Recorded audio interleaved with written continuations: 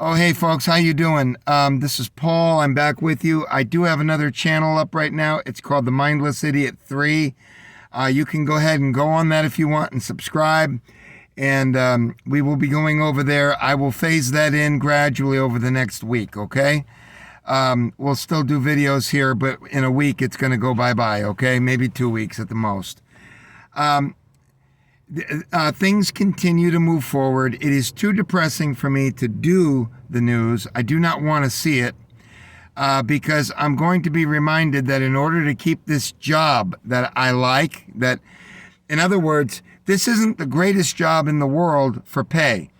But right now I'm sitting in my car, something that I'm very familiar with, and I'm getting paid for it, and I'm only getting paid $11 an hour. But because of this, it's doable, and you don't have to deal with the egghead supervisors around you all the time, co-workers that don't speak English or whatever it is. You know what I mean? Prostitution fronts that they want to make sure that you don't get involved in or interfere with, yada, yada, yada, okay? With all those condos and shit over on the beach and all the rest of it, okay? Walking for 7 hours, that kind of stuff. So this is a good one, okay? So I'm going to try to, go ahead and show you something that I lament about, and I got it from this, okay? This is the ancient Norse, and we'll take a listen to this. It wasn't so much that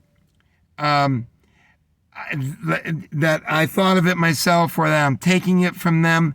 It's just that there was a priest. I think he was a priest.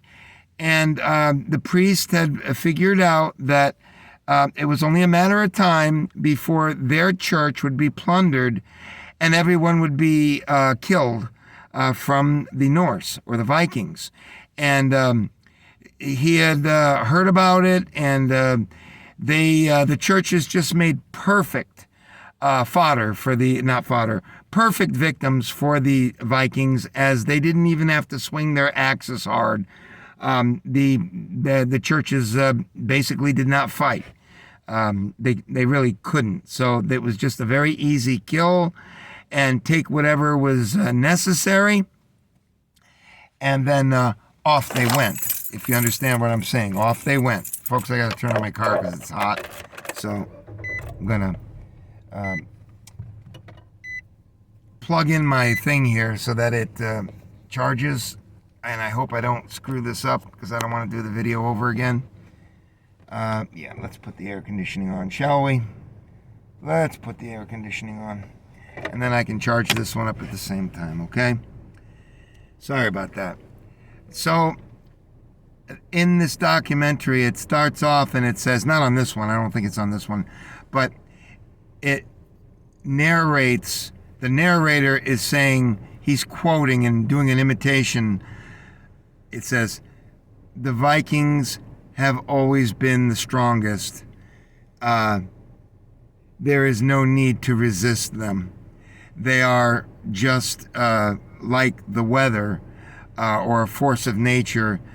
And he's lamenting. And it says, one priest lamented. And they had just accepted their fate because they wouldn't fight, and even if they did, it would be hopeless. Vikings were devastatingly savage, and you don't even know. If any of you are, thinking about that, the Vikings really didn't care one way or another. If Dad was waking up and the family was trying to protect the family, they just slaughtered them all. That's how it worked. Now, there may have been exceptions where they grabbed the boy and allowed them to live with them, or maybe took the woman as a spare wife or whatever it is or maid or whatever it is. But folks, the Vikings were pretty serious. And I was reading something on them where when they would go into an area, because they could literally lift their boats and go down smaller streams, they could lift these boats and carry them. They were so strong. So they could get into areas you didn't think would even be accessible.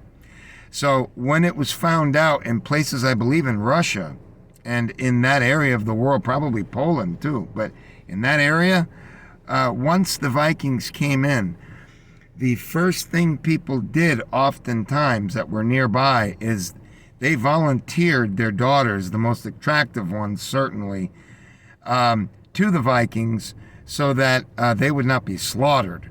And generally speaking, there was some rhyme to this reason, but what a lot of people didn't understand about Vikings was that when the Viking died, they generally had a boat, and they put the Viking in that boat for his burial, and the women, hang on a second,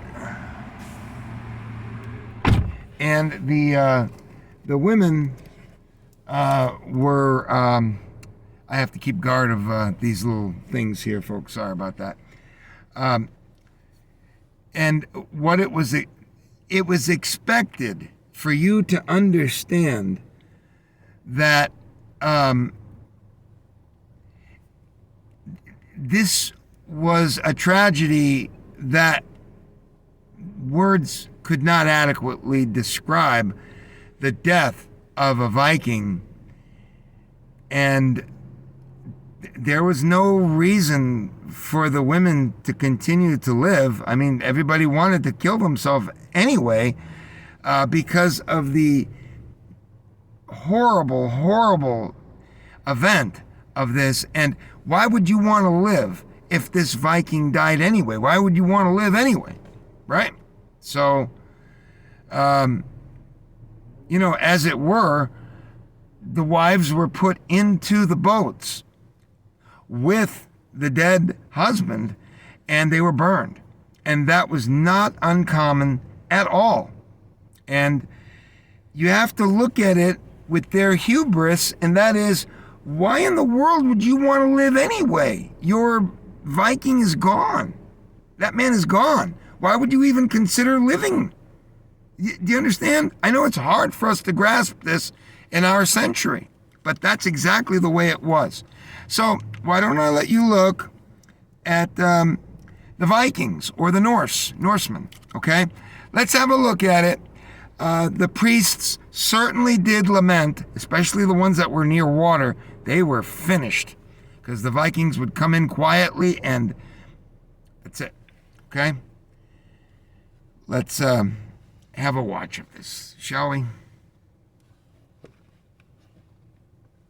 Sorry, folks, I might have to turn up the volume a little bit here. Sorry, folks, I can't see what this is saying, so we'll have to...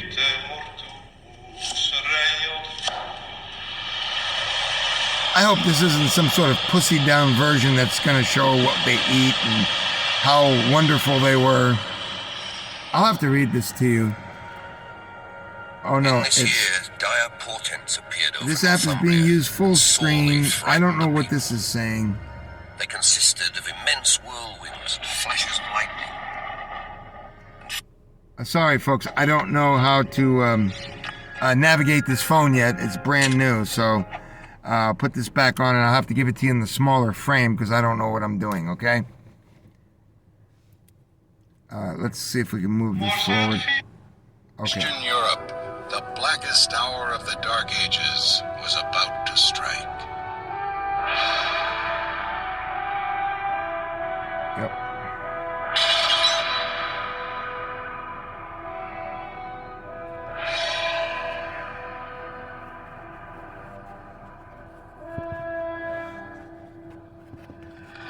They came to the church, laid everything waste with grievous plundering.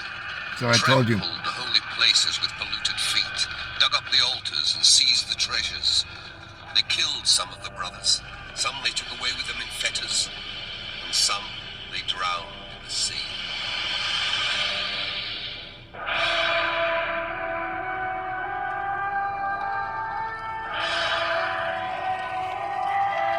Sorry, folks, I don't know why this is so dark.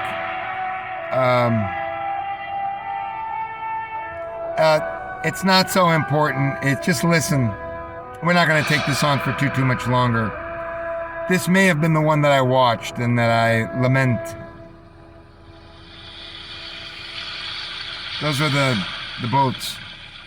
For 300 years, the sight of a Viking longship made Europe tremble, for it carried a fearsome crew. Yep. The greatest sailors of their day and the fiercest warriors. Yep.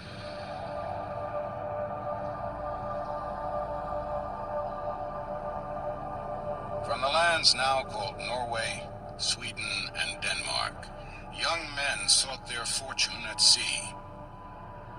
Some went in peace to settle new lands, some went to trade, some to plunder.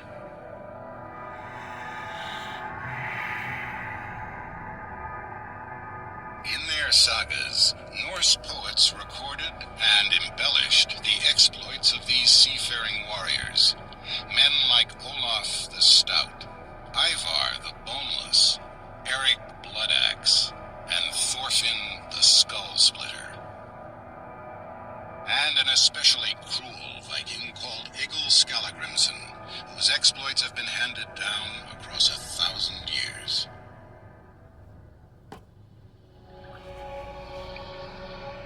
Egil's father was from Norway, but having backed the wrong side in a dispute, he had been forced to flee to Iceland. There was plenty of driftwood to be had, so Egil's father built and ran a farm, from where his men went out fishing and seal hunting and collecting the eggs of wildfowl.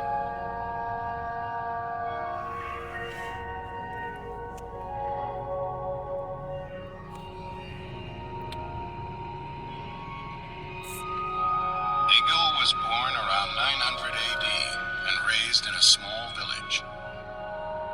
Just a few huts and longhouses.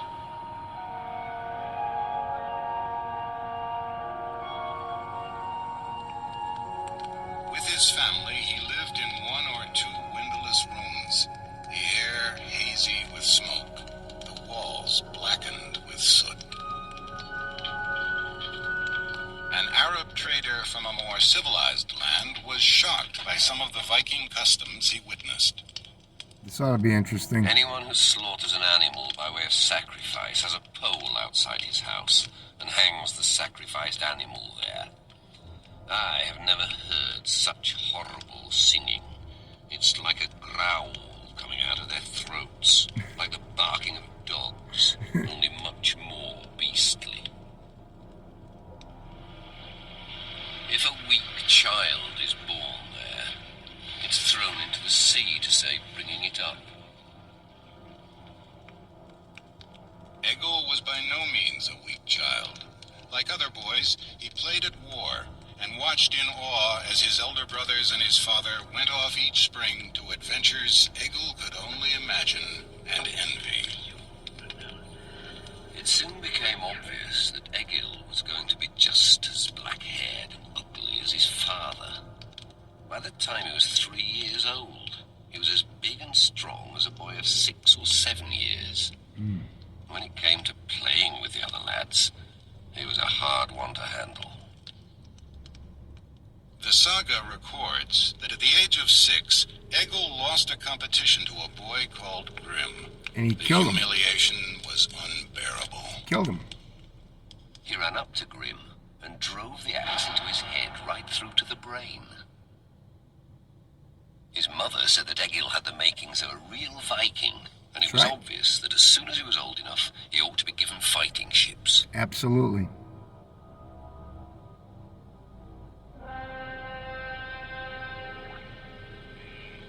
In Egil's time, Christianity had not yet worked its way up the fjords of the Norse lands. The Vikings still worshipped a pantheon of gods.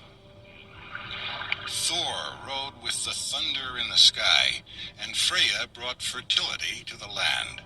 These deities would prove immortal in the form of Thursday and Friday.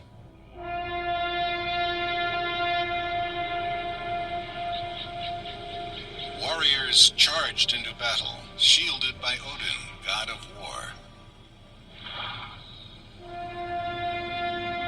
A Viking who died on the field joined the fallen heroes before him in Valhalla, a feasting hall of the other world.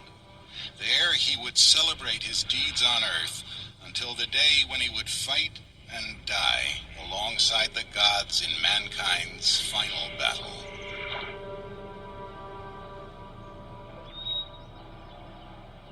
His destiny already ordained, Egil spent his childhood wrestling, dueling, and hunting, perfecting the makings of a real Viking.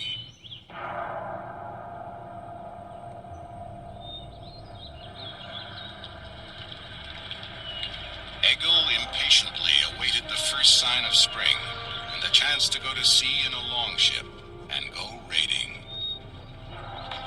An elder brother owned such a ship. When he began to recruit men from the villages, Egil joined him. In spring, they started preparing a big longship, and as soon as everyone was ready, off they went.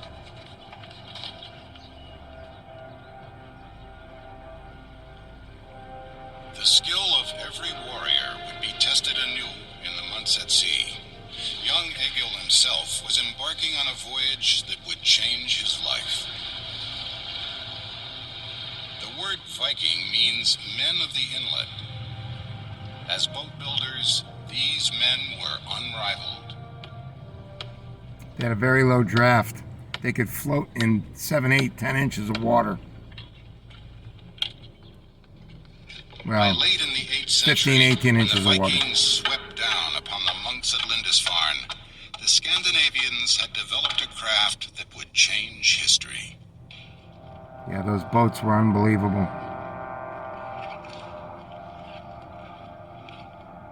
Whether 60 feet long or 120, a warship's keel was carved from the stout trunk of a single oak. With a broad hull and a shallow draft, such ships penetrated far upriver and could be beached almost anywhere. Yeah, they could Water, usually a barrier that kept enemies at bay, became for the Vikings a highway to invasion. They could carry them To too. them, their vessel was a creature unto itself. They gave it names like Long Serpent and Raven of the Wind. Christian monks indeed saw snakes and dragons flying through the air. Overlapping planks of oak or pine were nailed, pinned, or lashed to the hull. The planks were caulked with tarred animal hair. In rough seas or rainstorms, the ships remained watertight.